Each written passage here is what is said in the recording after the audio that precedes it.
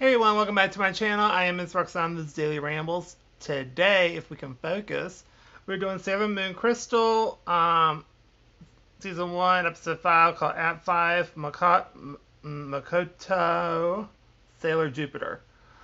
So we start off with Makoto on saving Usagi from a car during, basically, there's like a thunder rainstorm, which is associated with her because Jupiter is thunder.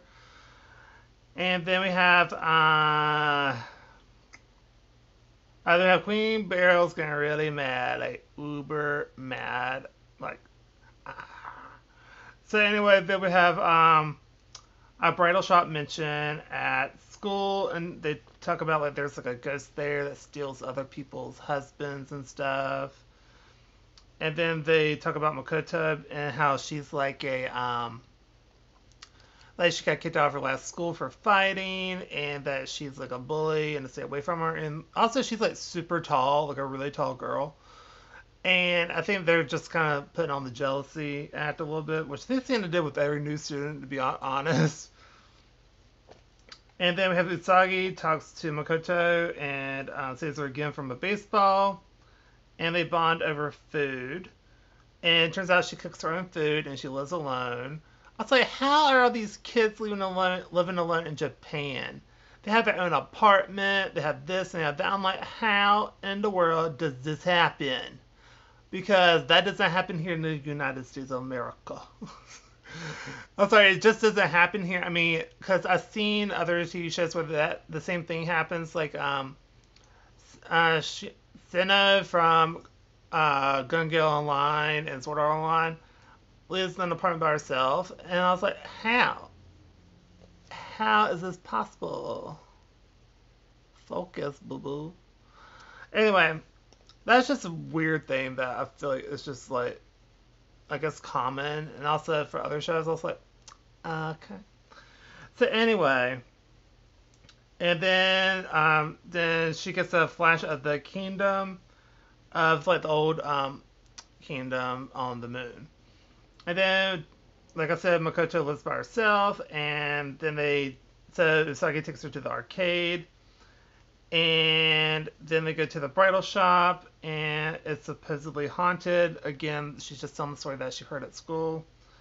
And then Ray gets a vibe from Mako. That's what I'm going to call Makoto, because I'm horrible at that name. Oh, and turns out Naru is the one that took pictures at the bridal place, and that's how they started talking about it at school. Anyway, so they have Mako runs into the arcade guy, and she kind of gets a crush on him because it reminds her of her ex. And then we have Tuxedo Mask wakes up Usagi literally from her house, and they go off, and she goes with them. And then they see Mako, and they all transform. And the bride takes Mako, and then have Usagi snaps her out of it because she was like in some type of trance, a bunch with other people. Then Mako awakens and transforms and defeats the monster over love and all that lovey-dovey stuff. Then Luna tells Usagi is the leader of the group.